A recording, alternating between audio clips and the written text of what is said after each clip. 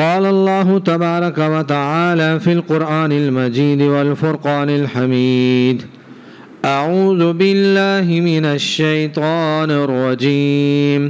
بسم الله الرحمن الرحيم.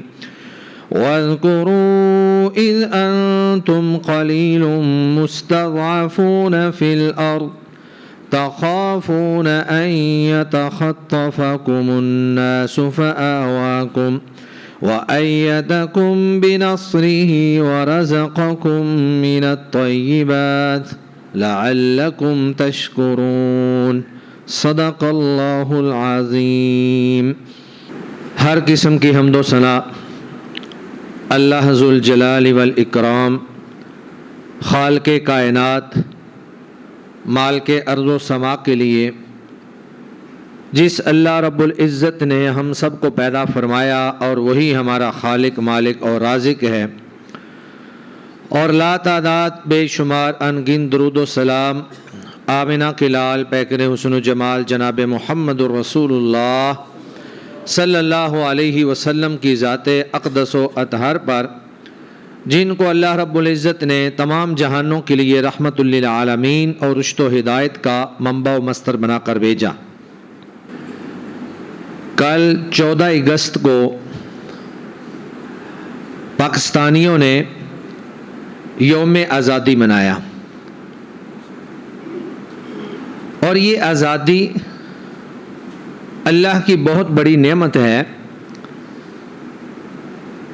آزادی اگر انسان کو دستیاب ہو تو انسان اچھے طریقے سے دین پر بھی عمل کر لیتا ہے، اچھے طریقے سے اپنے گھر بار کو بھی دیکھ سکتا ہے اور ایک اچھی زندگی گزار سکتا ہے۔ آزادی کی قدر ان محصورین سے یا دشمن کی جیلوں میں موجود لوگوں سے پوچھی جائے جو سال ہا سال سے جیلوں میں بند ہیں اور ناجائز بند ہیں، ظلم و ستم کرتے ہوئے، جبر کرتے ہوئے ان کو جیلوں میں بند کر دیا گیا۔ وہ اپنی مرضی سے نہ سو سکتے ہیں، نہ جاگ سکتے ہیں، نہ کھا سکتے ہیں، نہ پی سکتے ہیں، نہ لباس چینج کر سکتے ہیں، نہ غسل کر سکتے ہیں۔ جانور کیا، جانوروں سے بھی گئی گزری زندگی جو ہے وہ گزار رہے ہوتے ہیں۔ اور آپ بھائیوں نے پچھلے دنوں جب بشار الاسد کو شام سے جلا وطن کیا گیا تو اس کی جیلوں کا جب منظر سامنے آیا تو انسان کے رونگٹے کھڑے ہو جاتے۔ سینکڑوں لوگ، ہزاروں لوگ جیلوں کے اندر گل سڑ گئے اور ان کی ہڈیوں کے ڈھیر لگے ہوئے تھے جیلوں کے اندر۔ تو اگر اللہ نے آپ کو دشمن سے آزادی دی ہے، خوف سے آزادی دی ہے، اور آپ آزادی کے ساتھ اپنا رزق کما رہے ہیں، آزادی کے ساتھ آپ اپنی عبادت کر رہے ہیں، آزادی کے ساتھ آپ اپنی رائے کا اظہار کر رہے ہیں، تو آپ دنیا کے خوش قسمت انسان ہیں۔ جب انسان خوف کی حالت میں ہوتا ہے، جب انسان قید کی حالت میں ہوتا ہے، جب انسان کسی کے رحم و کرم پر ہوتا ہے تو پھر اس کو اپنی انسانیت کے اوپر بھی شک ہونا شروع ہو جاتا ہے کہ شاید میں انسان ہوں یا میں جانور ہوں، کیونکہ اس کے ساتھ سلوک ہی ویسا ہو رہا ہوتا ہے۔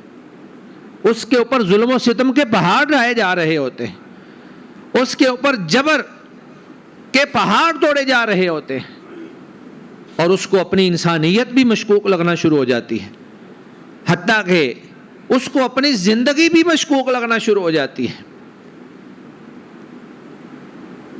تو آزادی یہ اللہ کی بہت بڑی نعمت ہے۔ آزادی صرف زمین کا ایک خطہ لے کر وہاں پر الگ سے ملک بنا لینے کا نام نہیں ہے، یہ آزادی کی ایک قسم ہے، کہہ سکتے ہیں کہ یہ بھی ایک آزادی ہے، لیکن آزادی کا تصور بہت وسیع ہے۔ آپ اپنی فکر میں آزاد ہوں، آپ اپنی عبادات کرنے میں آزاد ہوں، آپ اپنی رائے دینے میں آزاد ہوں، آپ اپنی معاشی زندگی کے اندر آزاد ہوں۔ یہ ساری آزادیاں ہیں، اگر اللہ کسی کو دے دے تو وہ اپنے آپ کو دنیا کا خوش قسمت انسان سمجھے۔ قرآن مجید میں اللہ رب العزت نے آزادی کی اہمیت کو بیان کرتے ہوئے فرمایا، سورہ انفال کی آیت نمبر 26، اللہ نے مسلمانوں کو کہا وَاذْكُرُوا اِذْ أَنْتُمْ قَلِيلٌ مُسْتَضْعَفُونَ فِي الْأَرْضِ، اے مسلمانوں ذرا اس وقت کو بھی یاد کرو جب تم زمین میں کم تھے، کمزور سمجھے جاتے تھے، تخافون ان یتخطفکم الناس، ہر وقت تمہیں یہ خوف لاحق ہوتا تھا، تم ڈرتے رہتے تھے، خوف زدہ تھے کہ کہیں لوگ تمہیں اچک نہ لیں، اغوا نہ کر لیں، تمہیں قید نہ کر لیں، تمہیں قتل نہ کر دیں۔ لیکن اللہ کا یہ تمہارے اوپر فضل ہوا، اللہ کا انعام ہوا، فآواکم، اللہ نے تمہیں پناہ دی، اور پھر وَأَيَّدَكُمْ بِنَصْرِهِ، اور تمہاری مدد کی، نصرت کی، وَرَزَقَكُمْ مِنَ الطَّيِّبَاتِ، اور تمہیں پاکیزہ رزق دیا، لَعَلَّكُمْ تَشْكُرُونَ، تاکہ تم اللہ کا شکر ادا کرو۔ تو یہ مسلمانوں کی جو ابتدائی حالت تھی مکہ کے اندر، کیا کیا نہیں ظلم کیا گیا مسلمانوں کے اوپر، بہت سارے مسلمانوں کو شہید کر دیا گیا، سولی پہ چڑھا دیا گیا۔ سیدنا بلال حبشی رضی اللہ تعالی عنہ کے گلے میں رسہ ڈال کر عرب کی گرم اور تپتی ہوئی ریت کے اوپر ان کو کھینچا گیا۔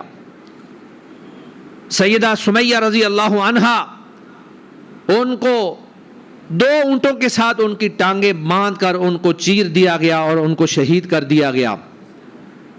تو یہ اس وقت آزاد نہیں تھے مسلمان، مسلمانوں کے اوپر ہر وقت دشمن کا خوف طاری رہتا تھا، چھپ چھپ کر نمازیں پڑھتے تھے، چھپ چھپ کر اسلام کے ارکان کو بجا لاتے تھے۔ لیکن پھر اللہ نے یہ انعام کیا کہ اللہ نے مدینہ کی صورت میں ان کو ایک محفوظ مقام عطا کر دیا، اور پھر وہاں پر اللہ نے ان کو امن بھی دیا، آزادی بھی دی، رزق بھی دیا، اور اللہ فرماتے ہیں کہ یہ میرے سارے انعامات ہیں، لعلکم تشکرون، تاکہ تم اللہ کا شکر ادا کرو۔ یعنی اگر اللہ یہ نعمتیں عطا کر دے، اللہ آزادیاں عطا کر دے، دشمن سے آزادی عطا کر دے، خوف سے آزادی عطا کر دے، معیشت کی آزادی عطا کر دے، عبادات کے اندر آپ آزاد ہوں، تو پھر تم نے کیا کرنا ہے؟ اللہ کا شکر ادا کرنا ہے کہ جس اللہ نے آپ کو یہ نعمت عطا فرمائی، جس اللہ رب العزت نے آپ کو یہ فضل کیا آپ کے اوپر، اس کا آپ شکریہ ادا کریں کہ یا اللہ تیرا بہت بہت شکریہ کہ تو نے ہمیں یہ نعمت عطا فرما دی۔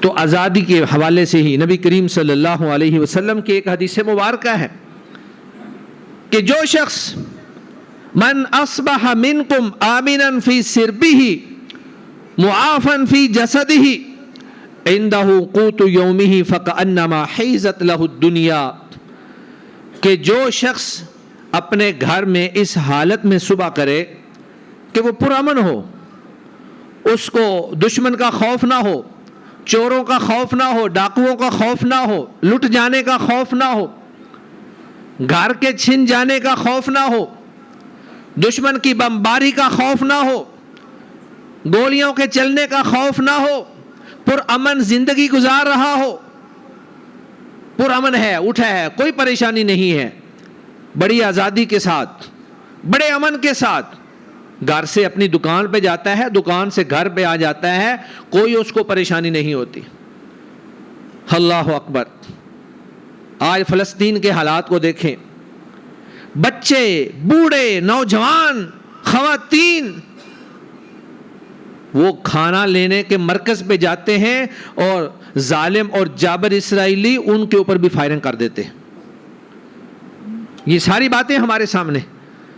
تو اللہ کے نبی نے فرمایا کہ جو شخص اس حالت میں صبح کرے کہ وہ پرامن ہو، اس کو کسی قسم کا کوئی خوف لاحق نہ ہو، معافن فی جسدہ، اور پھر اس کو کوئی بیماری بھی نہ لگی ہوئی ہو، بالکل صحت مند بھی ہو، اور اس کے پاس کم از کم ایک دن کا کھانا موجود ہو. یہ نہیں کہا کہ مہینے کا کھانا موجود ہو، سال کا بندوبست اس نے کر کے رکھا ہو. عندہ قوت یومہ، ایک دن کا کھانا اس کے پاس موجود ہو. تو اللہ فرماتے ہیں، اللہ کے نبی نے فرمایا فَكَأَنَّمَا حِيزَتْ لَهُ الدُّنْيَا، وہ ایسے ہی ہے جیسے ساری دنیا اس کو عطا کر دی گئی ہے. اس کو اللہ کا شکر ادا کرنا چاہیے. ہم آج پرامن صبح کرتے ہیں، پرامن شام کرتے ہیں، اپنے بزنس پہ جاتے ہیں، دکان پہ جاتے ہیں، کاروبار پہ جاتے ہیں، شام کو پرامن انداز میں گھر میں آ جاتے ہیں، بڑی آزادی کے ساتھ ہم اپنی مرضی سے اللہ کی عبادت کرتے ہیں، اللہ کے گھروں میں جا کر جمعہ پڑھتے ہیں، نمازیں باجماعت ادا کرتے ہیں، کوئی خوف نہیں ہے. ایسا نہیں ہے کہ آپ مسجد میں جائیں، آگے فورسز کھڑی ہوں کہ بھائی آج نماز نہیں پڑھ سکتے، آج مسجد بند ہے. ایسا نہیں ہے کہ آپ مسجد میں نماز پڑھنے کے لیے جائیں، آگے سے گولیاں چل جائیں، جس طرح مسجد اقصی میں ہو رہا ہے، کشمیر کے اندر ہو رہا ہے، بہت سارے ایسے ممالک جہاں مسلمانوں کے اوپر ظلم و ستم ہو رہا ہے. یہ سارے واقعات وہاں ہوتے ہیں، آج بھی ہو رہے ہیں. تو یہ اللہ کی بہت بڑی نعمت ہے. گویا کہ اللہ نے آپ کو دنیا کی ساری نعمتیں عطا کر دیں، اور اس پر آپ کے اوپر لازم ہے کہ اللہ کا شکر ادا کریں. ہم نہ شکرے ہیں. اللہ کی اتنی نعمتوں کے باوجود ہمیں اللہ یاد ہی نہیں آتا. ہمیں نمازوں کی پرواہ کوئی نہیں ہے، غفلت کی زندگی، اور پھر غفلت کی گہرائیوں کے اندر ڈوب چکے ہیں. اپنے وسائل، اپنا وقت، اپنے خیالات، سب کچھ ہم نے سوشل میڈیا کے حوالے کر دیے ہیں. وقت جو ہے وہ ضائع کر رہے ہیں، اپنی صلاحیتوں کو ضائع کر رہے ہیں. اللہ اور اس کے رسول کے لیے، دین کی سربلندی کے لیے، اعلاء کلمۃ اللہ کے لیے ہمارے پاس کوئی وقت نہیں ہے، اور ہم اس کے اوپر کچھ بھی نہیں کرنا چاہتے. تو عزیز دوستو، یہ آزادی جو اللہ نے ہمیں عطا کی ہے، اس آزادی کی قدر کریں، اس آزادی کو اس انداز میں اپنائیں، اس انداز میں منائیں، اس انداز میں اس آزادی کو اپنے پاس رکھیں جو اللہ اور اس کے رسول نے ہمیں بتلایا ہے. اللہ کی بغاوت، اللہ کی سرکشی، اللہ کی نافرمانی کے اندر آپ آزادی اگر منا رہے ہیں تو یہ آزادی آپ سے چھینی بھی جا سکتی ہے. اللہ نے جو نعمت دی ہے، جب آپ اللہ کی نعمت کی قدر نہیں کریں گے تو اللہ اپنی نعمت واپس لے لیں گے. جب کوئی انسان کسی کو تحفہ دیتا ہے اور جب وہ تحفے کی قدر نہیں کرتا تو وہ تحفہ واپس لے لیتا ہے کہ ضرورت نہیں ہے، آپ اس قابل نہیں ہیں کہ آپ کو یہ تحفہ دیا جائے، آپ اس اہل نہیں ہیں کہ آپ کو یہ نعمت عطا کی جائے. تو اللہ نے جو نعمت عطا کی ہے اس نعمت کی قدر کریں. اللہ نے کہا لعلکم تشکرون، تاکہ تم شکر کرو. شکر کا کیا انداز ہوتا ہے؟ وہ اللہ کی اطاعت ہے، اللہ کی فرما برداری ہے، اپنے اقوال کے اندر، اپنے افعال کے اندر، اپنے افکار کے اندر، اپنی عدالت کے اندر، اپنی قیادت و سیادت کے اندر، اپنی سیاست کے اندر، ہر شعبہ حیات کے اندر اللہ کا شکر. اللہ کے شکر کا مطلب یہ ہے کہ اللہ کے احکام، قرآن و سنت اور شریعت کو اپنی زندگی کے اندر نافذ کرنا اور ڈال لینا، اور اپنے آپ کو اللہ کے سپرد کر دینا کہ یا اللہ جس چیز کا تو حکم دے گا میں کروں گا، جس سے تو روکے گا میں رک جاؤں گا. میری اپنی کوئی خواہش نفس نہیں ہے، میں نفس کا پجاری نہیں ہوں، میں اپنی خواہشات کی پرستش نہیں کرتا، میں اپنی خواہشات کی پوجا نہیں کرتا. یا اللہ میری زندگی کا مقصد تیرے دین کی سرفرازی، میں اسی لیے ہوں مسلمان، اسی لیے نمازی. زندگی کا اور مقصد ہی کوئی نہیں ہے، صرف اللہ کی رضا، اللہ کی خوشنودی، اللہ کی اطاعت، اللہ کا شکریہ. اور الحمدللہ رب العالمین علی کل حال ما کان، جو بھی حالت ہو، جیسی بھی ہو، ہر حال میں اللہ کا شکر ادا کریں. اللہ اکبر. تو یہ آزادی جو ہے یہ کئی اعتبار سے ہوتی ہے.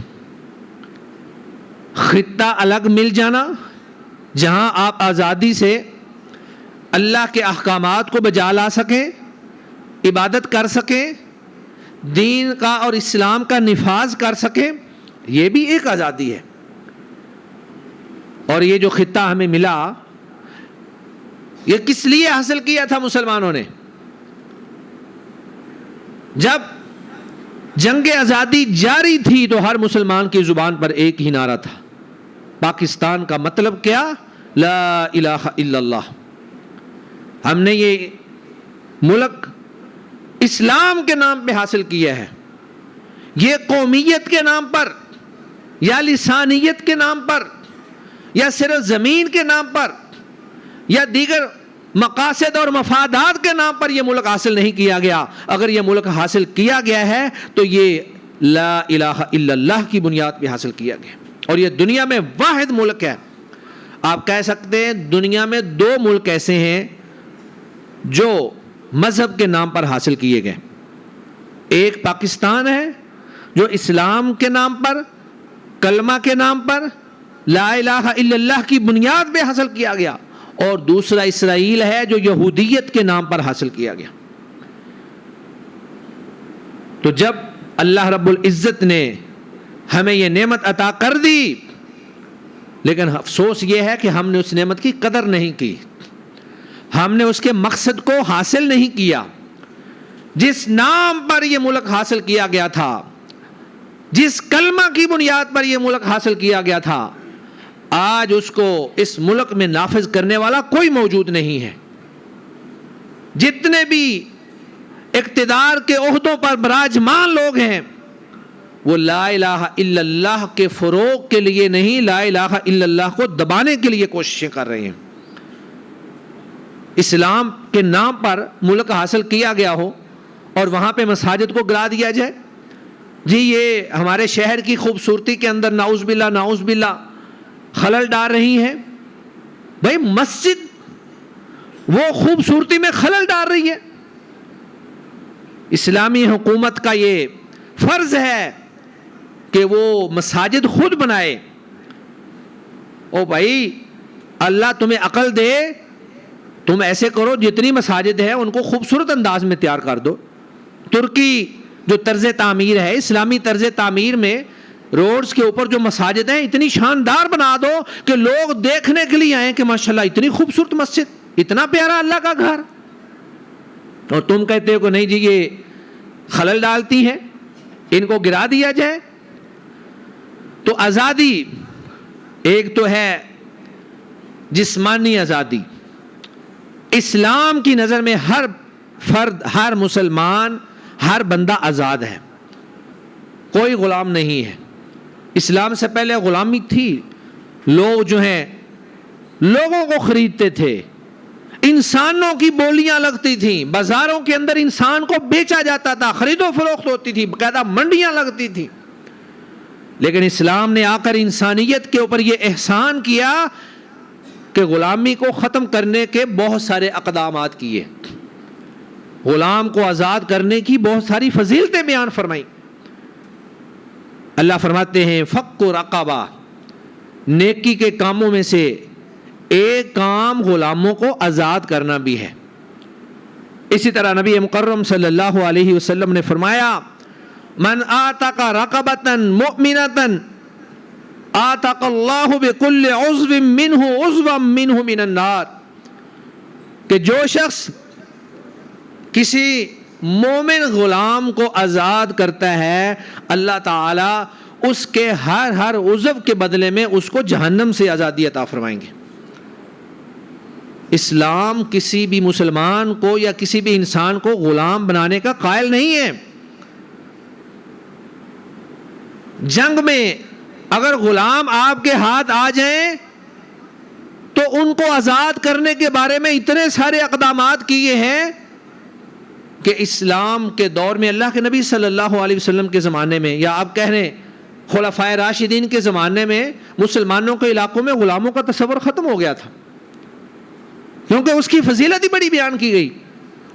اور پھر اللہ تعالیٰ نے اور نبی کریم صلی اللہ علیہ وسلم نے بہت سارے ایسے گناہ کہ ان کے کفارے میں غلام کی آزادی لکھ دی. قسم کے کفارے میں اگر کوئی بندہ قسم کھا لے اور اس کا کفارہ ادا کرنا چاہے تو 4 کفاروں میں سے ایک یہ بھی ہے کہ وہ ایک غلام آزاد کر دے. اسی طرح نظر کے کفارے میں آپ نے نظر مانی اور آپ اس کو بعد میں پورا نہ کر سکے، آپ اس کا کفارہ دے دیں، جی آپ غلام آزاد کر دیں. اسی طرح قتل خطا کے اندر اگر کسی سے قتل خطا ہو جائے تو اس میں جہاں پر دیت دینی ہے وہاں پر غلام کو آزاد کرنے کا بھی کفارہ بیان کیا گیا ہے. تو یہ بہت سارے احکام ہیں. زہار کا مسئلہ ہے، یعنی آدمی اپنی بیوی کو ماں بہن کہہ دے تو اس کے بعد اس کے اوپر جو کفارہ عائد ہوتا ہے وہ 3-4 کفارے ہیں، ان میں سے ایک غلام کی آزادی بھی ہے. تو اسلام غلامی کا تصور نہیں دیتا. اسلام کہتا ہے غلاموں کو آزاد کرو. ایک سائڈ پہ اس کی فضیلتیں بیان کی اور دوسری طرف مختلف احکامات پہ کفاروں کی ادائیگی میں غلام کی آزادی کا حکم دے دیا. اور یہی وجہ تھی کہ بہت ہی تھوڑے عرصے کے اندر جتنے غلام تھے وہ سارے کے سارے آزاد ہو گئے اور آزاد زندگی انہوں نے گزارنا شروع کر دی. اسی طرح غلاموں کو آزاد کرنے کا ایک یہ بھی طریقہ دیا کہ آپ جی ان کے ساتھ مکاتبت کر لیں. آپ ویسے اگر آزاد نہیں کر سکتے، آپ کمزور مالی حیثیت رکھتے ہیں، مکاتبت یہ ہوتا ہے کہ آپ اس کو کہہ دیں کہ بھائی مجھے اتنے پیسے آپ کما کر دے دو، اس کے بعد آزاد ہو. اسی طرح ایک اور تصور دیا مدبر کا کہ جب میں فوت ہو جاؤں تو میری موت کے بعد آپ آزاد ہو. بہرحال بیان کرنے کا مقصد یہ ہے کہ اسلام نے آزادی، جسمانی آزادی، اس کو رواج دیا ہے، اس کی حوصلہ افزائی کی ہے. کیونکہ جب انسان جسمانی طور پر آزاد ہوگا اس کی فکر آزاد ہو جائے گی، اس کا دماغ آزاد ہو جائے گا، وہ آزادی سے معاشی معاملات کر سکے گا. اور غلام کو تو ویسے انسان سمجھا ہی نہیں جاتا تھا. غلام کے معاملات جو ہیں وہ بڑے ہی ترجیحی بنیادوں پر اور ایک آدھے انسان کی بنیاد پر یا پھر ایک جانور کے انداز میں اس کو ڈیل کیا جاتا تھا. اس کو انسان کا حق ہی نہیں دیا جاتا تھا. لیکن یہ اسلام ہے جس نے انسان کو آزادیاں دی اور غلاموں کو آزاد کرنے کی ترغیب دی اور اس کے بہت سارے احکامات جو ہیں وہ بیان کیے. اسی طرح اسلام عقیدے کے اندر، مذہب کے اندر بھی آزادی کا قائل ہے. اسلام نہیں کہتا کہ کسی کو زبردستی مسلمان بنا لو، کسی عیسائی کو، کسی یہودی کو، ہندو کو. اسلام کہتا ہے آپ آزادی سے سوچیں، اسلام کا مطالعہ کریں، اسلام کے عالمگیر احکامات کو پڑھیں، اسلام کی روشن روایات کو دیکھیں، اعلیٰ اخلاقیات کو دیکھیں. اگر آپ کو اسلام پسند آئے، اللہ کے احکامات پسند آئیں تو آپ مسلمان ہوں. جبر نہیں ہے. قرآن مجید میں اللہ فرماتے ہیں لا اکراہ فی الدین، دین میں کوئی زور زبردستی نہیں ہے، کوئی جبر نہیں ہے. اگر کسی نے مسلمان ہونا ہے دل سے اسلام قبول کرے. اور ایسے اسلام کا فائدہ بھی نہیں ہے کہ کسی کو آپ زبردستی کلمہ تو پڑھا لیں اور دل کے اندر اس کے کفر ہو، تو یہ منافقت ہے. اور منافقت یہ کفر سے بھی بڑا گناہ ہے. اللہ فرماتے ہیں ان المنافقین فی الدرک الاسفل من النار، کہ منافقین جہنم کے سب سے نچلے طبقے میں ہوں گے. بھائی بندے کو کھڑا ہونا چاہیے، یا تو سیدھے مسلمان ہو جائیں دل و دماغ سے، یا پھر آپ کافر ہی رہیں. منافقت یہ مذبذبین بین ذالک، یہ منافق آدمی جو ہے یہ دونوں طرف ہی نقصان کرتا ہے، دونوں طرف ہی نقصان کرتا ہے. ادھر کی باتیں ادھر بتائے گا اور ادھر کی باتیں ادھر آ کے بتائے گا، لڑائی جھگڑا کرے گا، چغلی کرے گا اور اس طرح کے معاملات کے اندر دنگا فساد کا باعث بنے گا. اسی طرح خواہشات نفس کی پیروی سے آزادی، یعنی آدمی اپنا ہی غلام نہ بن جائے، خواہشات نفس کا پجاری نہ بن جائے. بہت سارے لوگ ہیں ماشاءاللہ فل داڑھی بھی رکھی ہوئی ہے، نمازیں بھی پڑھتے ہیں، لیکن جب شادی بیاہ کا موقع آتا ہے تو وہاں پہ وہ ان کی دینداری کہیں نظر نہیں آتی. بے پردہ ماحول، مخلوط، اور وہ سارے رسم و رواج جو غیر اسلامی اور یہودیوں سے، عیسائیوں سے، ہندوؤں سے ہمارے پاس آئے ہیں، وہ سارے ہم نے کرنے ہیں. یعنی دین ہم نے خواہش کی بنیاد پہ اپنایا ہوا ہے، دین کو بطور دین کے نہیں اپنایا ہوا. دین اپنانے کا مطلب تو یہ ہے کہ ہمارا دل کرے یا نہ کرے، ہمیں چیز اچھی لگے یا نہ لگے، ہم نے وہ کرنا ہے جو اللہ کا حکم ہے، اور جس سے منع کیا گیا اس کو چھوڑ دینا ہے.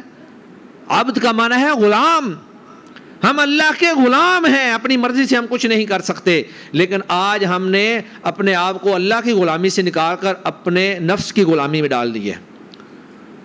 جی میری چودراہٹ ختم ہو رہی ہے، میری ناک جو ہے وہ اونچی نہیں ہوگی، میرے برادری والے لوگ کیا کہیں گے، میں اپنی دولت کی جو ہے نمائش کرنا چاہتا ہوں، میں اپنے عہدے اور اختیار کی نمائش کرنا چاہتا ہوں. یہ ساری خواہشات ہیں، اور یہی خواہشات جو ہے انسان کو جہنم میں لے جانے کا باعث بن جاتی ہیں. اللہ فرماتے ہیں وَأَمَّا مَنْ خَافَ مَقَامَ رَبِّهِ وَنَهَى النَّفْسَ عَنِ الْهَوَىٰ فَإِنَّ الْجَنَّةَ هِيَ الْمَأْوَىٰ، کہ جو شخص اپنے آپ کو، اپنے نفس کو، اپنے آپ کو خواہشات نفس کی پوجا سے، ان کی پرستش سے اپنے آپ کو روک لیتا ہے، اور اللہ کے سامنے قیامت والے دن کھڑا ہونے کے منظر سے ڈر جاتا ہے. آپ کبھی سوچا کریں کہ قیامت والے دن جب ہم اللہ کے سامنے کھڑے ہوں گے، جواب دے ہوں گے، اللہ ہم سے سوالات کریں گے، عمر کے بارے میں، صحت کے بارے میں، اولاد کے بارے میں، رزق کے بارے میں، ہر چیز کے بارے میں سوال ہوگا. تو آپ سوچیں ذرا، میں پھر وہاں پہ اللہ کو کیا جواب دوں گا؟ تو جب آدمی یہ سوچ کر ڈر جائے، اللہ فرماتے ہیں فَإِنَّ الْجَنَّةَ هِيَ الْمَأْوَىٰ، اللہ نے اس کا ٹھکانہ جنت بنایا ہے. یہ خوف اس کے دل میں آتا ہے جس کا ایمان مضبوط ہوتا ہے، جو اللہ پہ یقین رکھتا ہے. تو ہمیں اپنے آپ کو اپنے نفس کی غلامی سے بھی بچانا ہے، اس سے بھی ہم نے اپنے آپ کو آزاد کرنا ہے، تاکہ ہم آزادی کے ساتھ دین پر عمل کر سکیں، دین کے بتائے ہوئے طریقے کے مطابق دین پر عمل کر سکیں. یہ نہیں ہونا چاہیے کہ جو ہمیں پسند آئے وہ ہم کر لیں، اور جو پسند نہ آئے اس کو ہم چھوڑ دیں. ایسا دین اللہ کو پسند نہیں ہے. اللہ فرماتے ہیں یا ایھا الذین آمنوا ادخلوا فی السلم کافہ، اے ایمان والو. کن سے کہا؟ ایمان والوں سے کہا ہے، کافروں کو نہیں کہا، گناہ گاروں کو نہیں کہا. ایمان والو ادخلوا فی السلم کافہ، اسلام میں پورے کے پورے داخل ہو جاؤ. اور بھائی جو پہلے ہی مومن ہے، اس کا مطلب یہ ہے کہ ایمان لانے کے باوجود انسان میں کمی کوتاہی رہتی ہے. انسان دیگر بہت سارے خارجی عوارض اور عوامل سے متاثر ہو جاتا ہے، اور انسان اللہ رب العزت کے احکامات سے سستی کر بیٹھتا ہے. اللہ اکبر. اسی طرح اسلام یہ چاہتا ہے کہ انسان کو معاشی آزادی حاصل ہو. یہ جتنے سرمایہ دارانہ نظام، کمیونزم، یہ غیر اسلامی نظام ہے. انسان کو اللہ نے معاشی آزادی دی ہے اسلام کے طریقے کے مطابق. اللہ فرماتے ہیں وَأَحَلَّ اللَّهُ الْبَيْعَ وَحَرَّمَ الرِّبَا، اللہ نے تجارت کو حلال قرار دیا ہے اور سود کو اللہ نے حرام قرار دیا ہے. اور تجارت کی بے شمار اقسام، سود اور جوے کی اقسام احادیث کے اندر تفصیل کے ساتھ موجود ہیں. آج ہم، اور یہ ہماری بھی کوتاہی ہے کہ ہم لوگ یہاں پر نماز، روزہ، عبادات، ان چیزوں کو تو بڑا بیان کر دیتے ہیں، لیکن جو معاشی مسائل ہیں ہمارے، جو تجارت کی ممنوع اقسام ہیں، جو احادیث کے اندر اللہ کے نبی نے بڑی وضاحت کے ساتھ بیان کی ہیں، نہ وہ سٹیج پہ بیان کی جاتی ہیں اور نہ ہی ان کو باقاعدہ درس و تدریس کے انداز میں پڑھا جاتا ہے. دینی مدارس کے اندر تو ماشاءاللہ سب کچھ پڑھا جاتا ہے، لیکن عوام الناس اس سے جاہل ہوتی ہے. عوام کو پتہ ہی نہیں ہوتا سود کیا ہے، جوا کیا ہے، اس میں سے حرام کیا ہے، حلال کیا ہے. اور تھوڑا سا بریک سا فرق حلال اور حرام کے درمیان ہوتا ہے. آدمی اگر ان تمام چیزوں کو پڑھے، ان کو سمجھے، تو پھر جا کر سمجھ آتی ہے کہ ہم نے کیا کرنا ہے اور کیا ہم نے نہیں کرنا ہے. تو معاشی آزادی، اسی طرح انسان کی شخصی آزادی، تعلیم کی آزادی، دین الہی کی آزادی، یہ ساری چیزیں جو ہیں اسلام ہمیں ان چیزوں کی آزادی سکھلاتا ہے، غلامی سے بچاتا ہے۔ اسلام یہ نہیں کہتا کہ آپ اپنے آپ کچھ سوچ نہیں سکتے، اپنی مرضی سے عبادت نہیں کر سکتے، اپنی مرضی سے تجارت نہیں کر سکتے، اپنی رائے آپ نہیں پیش کر سکتے۔ اسلام کا تو نظام ہی شورا کا نظام ہے، وَأَمْرُهُمْ شُورَى بَيْنَهُمْ، مشورے سے، باہمی مشورے سے معاملات جو ہے وہ طے کیے جائیں۔ اور ایک جگہ اللہ تعالیٰ نے نبی کریم صلی اللہ علیہ وآلہ وسلم کو حکم دیا وَشَاوِرْهُمْ فِي الْأَمْرِ، اے نبی آپ اپنے صحابہ سے مشورہ کیا کریں معاملات کے اندر، اور اللہ کے نبی صلی اللہ علیہ وسلم مشورہ کیا کرتے تھے۔ تو یہ آزادی کی بے شمار اور متعدد اقسام ہو سکتی ہیں، ان میں سے ایک خطے کی آزادی ہے، بھی ایک آزادی ہے۔ اب چونکہ 14 اگست گزرا، سوال یہ پیدا ہوتا ہے کہ کیا جس انداز میں آج ہم ہر سال آزادی کی تقریبات کرتے ہیں، یا جس انداز میں ہم آزادی کو مناتے ہیں، کیا یہ شرعی اعتبار سے درست ہے؟ اب چونکہ دن گزر چکا ہے، آپ لوگوں نے دیکھ لیا ہوگا نوجوانوں نے کیا کیا گل کھلائے، سلنسر اتار دیں گے اور فل ریس دیں گے، پورے محلے کو اپنے سر پہ اٹھا لیں گے، اتنی آواز زیادہ ہوگی، باجے بجائیں گے اور وہاں پہ جا کے بجائیں گے جہاں پہ بزرگ لوگ کھڑے ہوں گے یا لوگ کھڑے ہوں گے، وہاں پہ جا کر انہوں نے شور کرنا ہے۔ یہ پچھلے سال کا غالباً واقعہ ہے، میں نے بیان بھی کیا تھا کہ گھر میں چھوٹا بچہ سویا ہوا تھا، کوئی 5-6 مہینے کا بچہ تھا، تو بڑا بچہ جو ہے وہ اس نے باہر سے باجا لیا اور گھر میں آ کر اس بچے کے سامنے زور سے باجا بجا دیا۔ اب بچہ ہے، وہ اس باجے کی آواز کی تاب نہیں لا سکا اور اس نے زور سے چیخ ماری اور اس کے بعد وہ اللہ کو پیارا ہو گیا۔ یہ حقیقی واقعہ اخبارات میں آیا تھا باقاعدہ۔ تو آزادی منانے کا یہ کنسیپٹ کہاں سے آ گیا کہ آپ نے اپنی جان کو بھی خطرے میں ڈالنا ہے، دوسروں کی جان کو بھی خطرے میں ڈالنا ہے، آپ نے اپنے پورے محلے کو اذیت دینی ہے، آپ نے ہر وہ کام کرنا ہے جو شریعت کے خلاف ہے۔ یہ باجوں کی آوازیں اور یہ سارا ڈول ڈمکا اور یہ سب کچھ، اللہ کے نبی تو ان چیزوں کو ختم کرنے آئے تھے۔ یہ ملعون آوازیں ہیں، اللہ کو یہ آوازیں پسند نہیں ہیں۔ تو پہلا تو سوال یہ پیدا ہوتا ہے کہ کیا آزادی اس طرح ہر سال منانی بھی چاہیے کہ نہیں منانی چاہیے؟ بہت سارے علماء کہتے ہیں جی آزادی کا ہر سال اس طرح کر کے جشن منانا یہ شرعاً درست ہی نہیں ہے۔ اللہ کے نبی صلی اللہ علیہ وسلم، ان کو اللہ نے آزادی دی، مکہ کے کافروں سے آزادی دی، آپ ہجرت کر کے مدینہ چلے گئے، لیکن کبھی نہیں منائی۔ لیکن بعض علماء کہتے ہیں کہ چلیں اس کی کچھ نہ کچھ گنجائش ہے، وطن کی محبت انسان کی فطرت کا حصہ ہے۔ آدمی دینی طور پر اگر وہ محبت نہ بھی کرے تو فطرت ہے آدمی کو اپنے گھر سے، محلے سے، گلی سے، جہاں پہ آدمی نے بچپن گزارا ہو، محبت ہوتی ہے آدمی کو۔ روزی کمانے آپ جہاں بھی چلے جائیں، امریکہ چلے جائیں، یورپ چلے جائیں، سعودی عرب چلے جائیں، لیکن دل جو ہے وہاں ہی اٹکا ہوتا ہے جہاں سے انسان گیا ہوتا ہے۔ یہ دل کے اندر محبت پیدا ہوتی ہے، فطرت کے اندر یہ محبت ہے۔ چلیں جی منا لیں، لیکن کیسے؟ اللہ تعالیٰ نے حضرت موسیٰ علیہ السلام کو فرعون سے نجات دی تھی، بنی اسرائیل کو فرعون سے نجات دی تھی۔ اللہ کے نبی صلی اللہ علیہ وسلم جب مدینہ المنورہ تشریف لے گئے تو دیکھا کہ وہاں یہودی جو ہیں وہ 10 محرم کا روزہ رکھتے ہیں۔ اللہ کے نبی نے ان سے پوچھا جی آپ لوگ اس دن کا روزہ کیوں رکھتے ہیں؟ تو انہوں نے کہا کہ اس دن اللہ نے ہمیں فرعون سے نجات دی تھی، ہم اس خوشی میں روزہ رکھتے ہیں۔ یعنی آزادی منانے کا چلیں جواز یہاں سے آپ لے لیں، لیکن وہ منائی کیسے ہے؟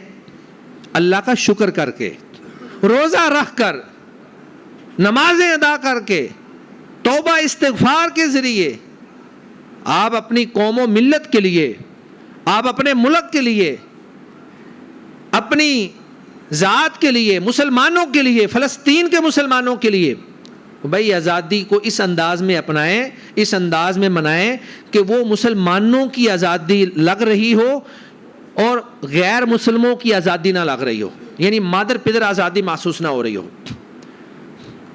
اور پھر یہ آزادی میں اتنی جرت، اتنا غل غپاڑا، شور شرابہ، او بھائی کیا آپ لوگوں نے وہ تصویریں جلدی سے بھول بھی گئے ہیں جو ہم وہاں فلسطین کے مسلمانوں کی دیکھ رہے ہیں؟ اگر انسان ان مسلمان بھائیوں کی ان تصویروں کو جو آج ہم سوشل میڈیا پہ دیکھتے ہیں وہ ہمارے سامنے آ جائیں تو اللہ کی قسم کوئی بندہ خوشی منا ہی نہ سکے۔ کہاں ہے ہمارا اسلام؟ کیا ہے ہمارا ان کے ساتھ تعلق؟ امت ایک جسم کی مانند ہوتی ہے، آج ہمارے جسم کا ایک حصہ کاٹا جا رہا ہے، ان کے آنچل جو ہیں وہ اتارے جا رہے ہیں، بچوں کے لاشیں فضاؤں میں اڑ رہے ہیں، اور ہم آزادیاں منا رہے ہیں۔ کیسی آزادی ہے؟ آزادی تو تب تھی ہم ساری دنیا کے جتنے مسلمان ہیں ان کو ہم آزاد کروا لیتے، ہر کسی کے پاس پرامن، مستحکم، باعزت روزگار ہوتا، ان کے پاس اپنا گھر ہوتا، وہ بڑی آزادی کے ساتھ بغیر کسی خوف اور خطرے کے اپنی عبادت کو بجا لاتے۔ تو یہ موقع تھا ہمارے پاس خوشی کا۔ تو عزیز دوستو، اللہ سے دعا ہے اللہ تعالی ہمیں فہم سمجھ عطا فرمائے۔ وآخر دعوانا ان الحمد للہ رب